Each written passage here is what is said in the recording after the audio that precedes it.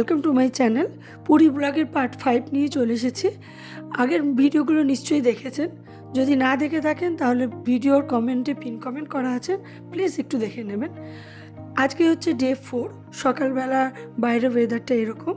তো আমরা 8টার সময় রেডি হয়ে সবাই বেরিয়ে পড়েছি।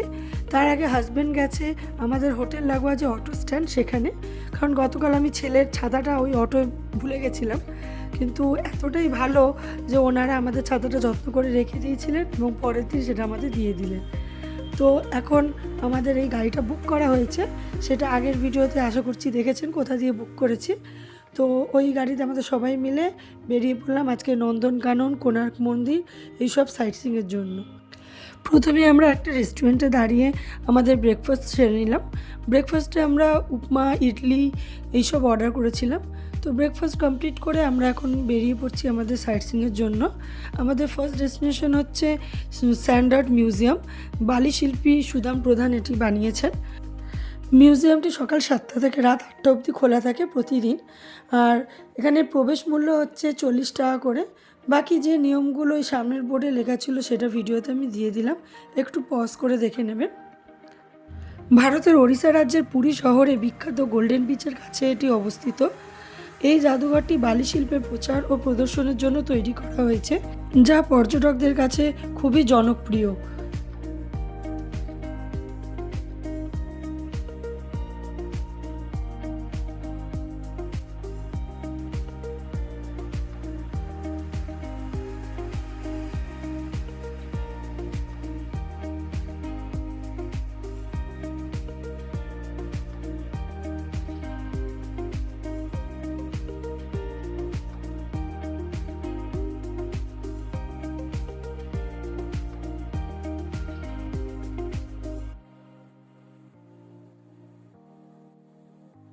এই বীচটি চন্দ্রভাগা বীচ।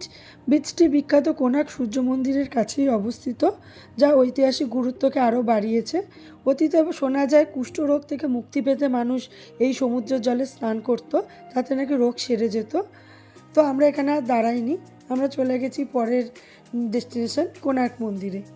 2018 যখন এসেছিলাম এই জায়গাটা কিছুই বানানো হয়নি, বাট এবারে খুবই সুন্দর করে তৈরি করেছে, খুবই ভালো লাগছে দেখতে। পরিবেশটা খুবই পরিষ্কার পরিচ্ছন্ন।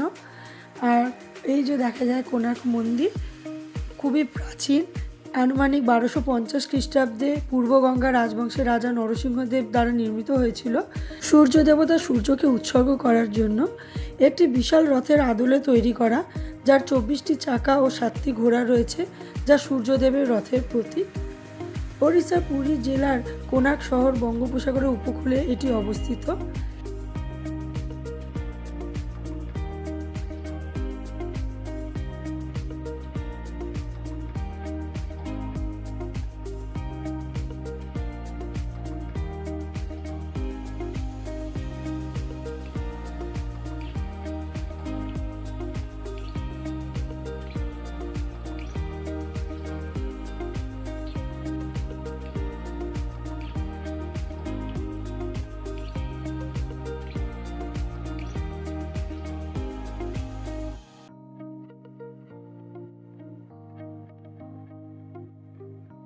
এখানে সিঁড়িগুলো খুব সুন্দর করেছে, এক সাইডে সিঁড়ি এক সাইডে স্লাইড করেছে, যাতে বয়স্ক লোকেদেরও এখান দিয়ে উঠতে অসুবিধা না হয়। এটা দেখে খুব ভালো লাগলো। দেন আমরা আবার গাড়িতে উঠে পড়লাম। ছেলে বেশ এনজয় করছে ট্রিপটা, যেখানে ইচ্ছা সেখানে চলে যাচ্ছে, কখনো পিসি, কখনো পিসা, কখনো বাবা, মানে চারিদিকে ঘুরে বেড়াচ্ছে। ওর এরকম ফাঁকা জায়গায় পছন্দ, যেখানে ও একটু হেঁটে বেড়াবে, একভাবে তো চুপ করে বসে থাকতে পারে না।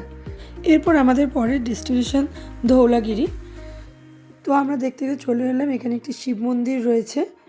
1980 দশকে জাপানি বৌদ্ধ এই সুন্দর সাদা শান্তিস্তূপটি নির্মিত করে, যা অশোকের হৃদয় পরিবর্তন এবং শান্তির প্রতীক হিসেবে চিহ্নিত হয় এবং বৌদ্ধ ধর্ম গ্রহণ করেন। ধৌলাগিরি খ্রিস্টপূর্ব 272 অব্দে মৌর্য সম্রাট অশোক কলিঙ্গ, বর্তমানে যেটি ওড়িশা, সেটি আক্রমণ করেন। এই ভয়াবহ যুদ্ধ ও রক্তপাত দেখে তিনি গভীরভাবে অনুতপ্ত হন। ভুবনেশ্বরের কাছে অবস্থিত ধৌলাগিরি এখন একটি প্রধান পর্যটন কেন্দ্র। এখানে লাইট অ্যান্ড সাউন্ড শোয়ের মাধ্যমে কলিঙ্গ যুদ্ধের ইতিহাস বর্ণনা করা হয়, যা দর্শকদের কাছে খুবই জনপ্রিয়। এরপর আমাদের প্ল্যান ছিল উদয়গিরি খণ্ডগিরি যাওয়ার, কিন্তু আমাদের প্রেসিডেন্ট তার বাড়ি এসেছেন বলে অনেক রাস্তা ব্লক আছে, তো এর জন্য অনেকটা ঘুরে যেতে হবে, তাতে আমাদের নন্দনকানন যেতে যেতে সন্ধে হয়ে যাবে আর আমরা দেখতে পারবো না। তাই এই রেস্টুরেন্টে লাঞ্চটা সেরে নিয়ে আমরা ডিরেক্ট নন্দনকাননে চলে যাব। এই যে এখানে এক দাদা ওকে চুপ বলছে বলে ও বারবার চুপ দেখাচ্ছে। তো আমরা এখানে কেউ পরোটা কেউ ভাত অর্ডার করেছিলাম। তো লাঞ্চ সেরে আমরা চলে এসেছি নন্দনকাননে।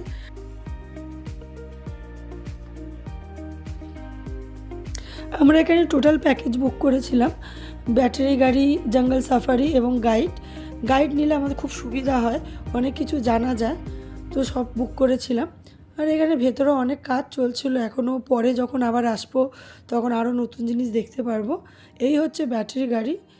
বাইরে কিছু টাকা পেমেন্ট করার ছিল আর বাকি টাকা এই কাউন্টারে পেমেন্ট করার ছিল, তো সেই পেমেন্টটাই ক্লিয়ার করে আমরা এখান থেকে ব্যাটারি গাড়িতে উঠে পড়লাম।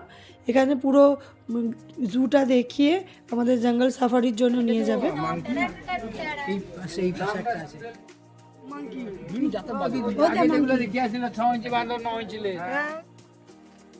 ব্যাটারি গাড়ি 3 বছর বয়সের বেশি থেকেই 80 টাকা করে, আর পুরো গাড়ি বুক করলে সেটা 1000 টাকা পড়বে, তাতে অন্য কোনো প্যাসেঞ্জার নেবে না।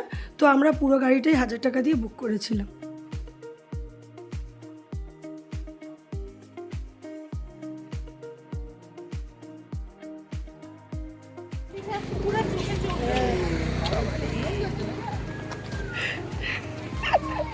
দাদাকে মারছে।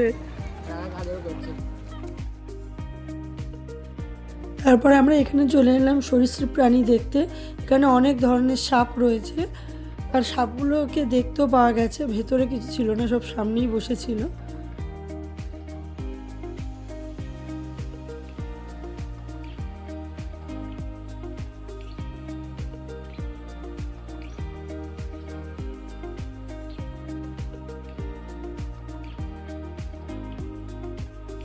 কুমির শিকার ধরবে বলে এরকমভাবে মুখটা হাঁ করে নিয়ে বসে রয়েছে। এটা কত কচ্ছপ! আমি তো এখানে ভেবেছিলাম যে এখানে এক্ষুনি আমার ফোনটা ধরে ফেলে, এমনভাবে দেখছিল।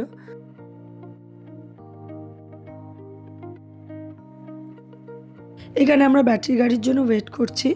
সন্ধ্যে হওয়ার আগে আমাদের জঙ্গল সাফারি কমপ্লিট করতে হবে, নাহলে সন্ধ্যে হয়ে গেলে আমরা আর বাঘসিংহ দেখতে পাবো না। 2018 যেমন প্রায় না দেখার মতোই দেখেছিলাম।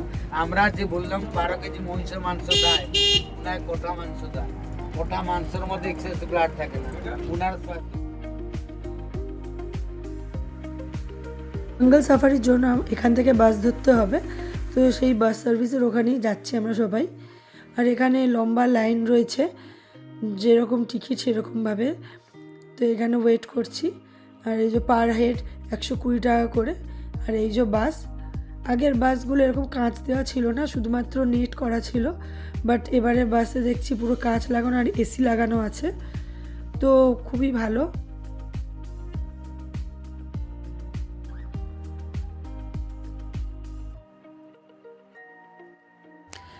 এই বাসটায় আমরা উঠব, তো যতগুলো সিট ততগুলোই প্যাসেঞ্জার নেবে। আর বাসের ভেতরটা ঠিক এরকম। এদিকে আমরা বসেও পড়েছি জানলার সাইড দেখে, যাতে ভালো করে দেখতে পাই। टाइगर सफारी, ये टाइगर सफारी बना हुआ 1991, ओनली 30 एकड़ प्लेस में बना हुआ। टाइगर सफारी के अंदर ओनली 2 टाइगर के एक साथ है, 50 स्पॉटेड डियर, इसके साथ पीकॉक भी है।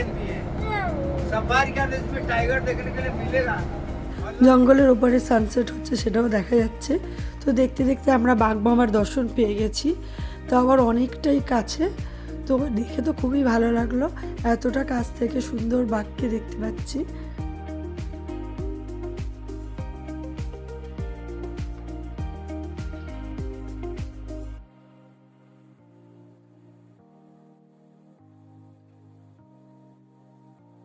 বাঘ ছাড়াও ময়ূর, হরিণ, সিংহ, ভাল্লুক, মাংকি সব রয়েছে ভেতরে।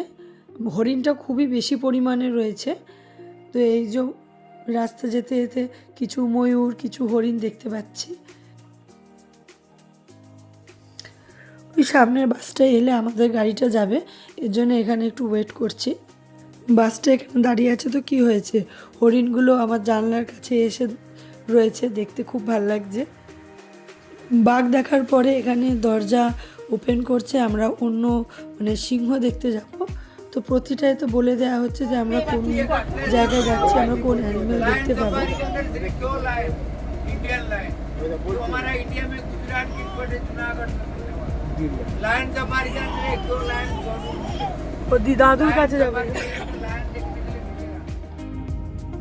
যেই বলা সেই কাজ, লায়ন দেখতেও পেয়ে গেছি। তো এটা অপোজিট দিক দিয়ে দেখা যাচ্ছিলো, তাই ভিডিওটা এরকম। বাট বাসটাকে ঘুরিয়ে আবার নিয়ে যাবে, তখন আমাদের জানলা দিক দিয়েও দেখা যাবে। ওরকমভাবেই এনারা ঘোরাচ্ছেন যাতে গাড়ি দুই সাইড দিয়ে যাতে দেখা যায়। এই যে বাসটাকে ঘুরিয়ে নিয়ে এসছে, এবার আমার জানলা দিয়েও দেখা যাচ্ছে যে দুটো সিংহ ঘোরাঘুরি করছে।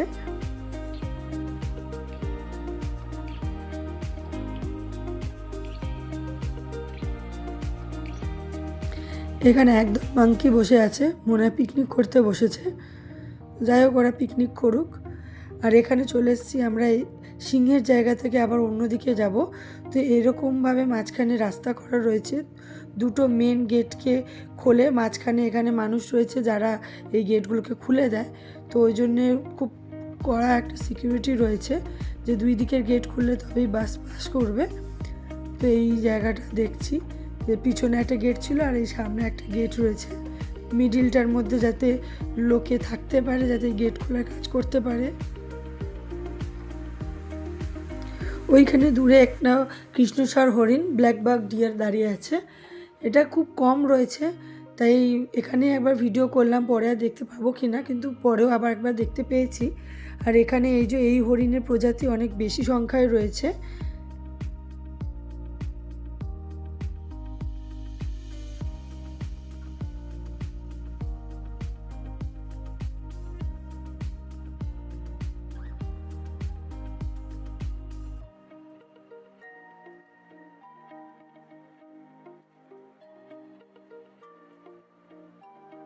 আর একবার আমাদের বাসকেই দাঁড় করিয়ে দিয়েছে এই ব্ল্যাকবাক ডিয়ার, ও দাঁড়িয়ে এখানে কিছু একটা খাচ্ছে। তো আমরা বাসটা দাঁড় করিয়ে ভালো করে একটু দেখে নিলাম।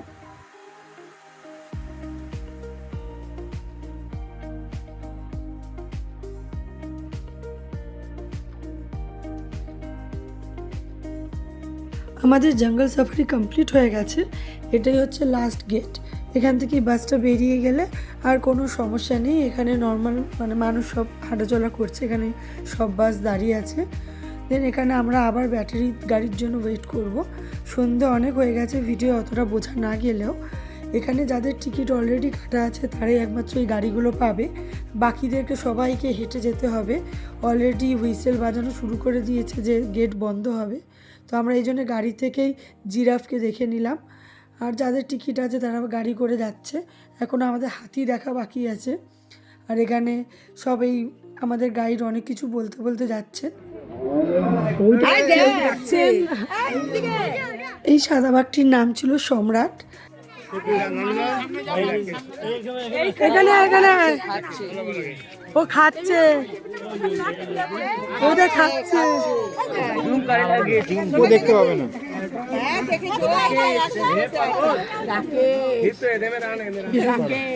দুই বাঘের মধ্যে একজনের নাম রাকেশ, একজনের নাম অভয়, এদের সব নাম দেওয়া রয়েছে। দেখতে দেখতে আমরা হাতির জায়গায় চলে এসেছি, কিন্তু হাতি তাদের বাসায় ঢুকে গেছে।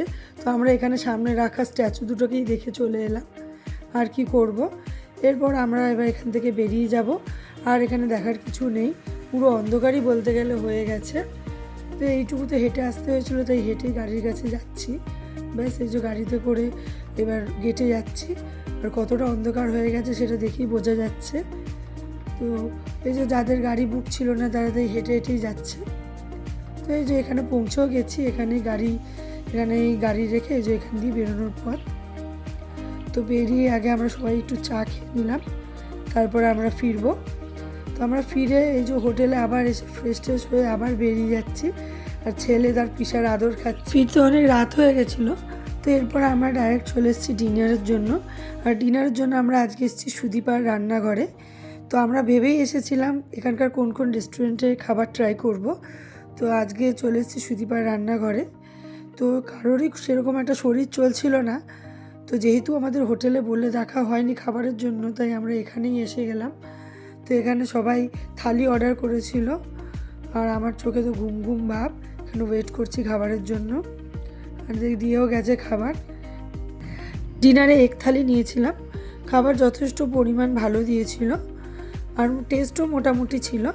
তো ডিনার কমপ্লিট করে এবার আমরা হোটেলে ফিরবো। দেখতে দেখতে পুরীতে আমাদের 4 দিন কমপ্লিট হয়ে গেল। সারাদিন কি করলাম সেটা আপনাদের সাথে শেয়ার করলাম। খুব তাড়াতাড়ি আমি আবার নতুন ভিডিও নিয়ে চলে আসবো আমাদের পুরী ব্লগে। দেখতে থাকুন।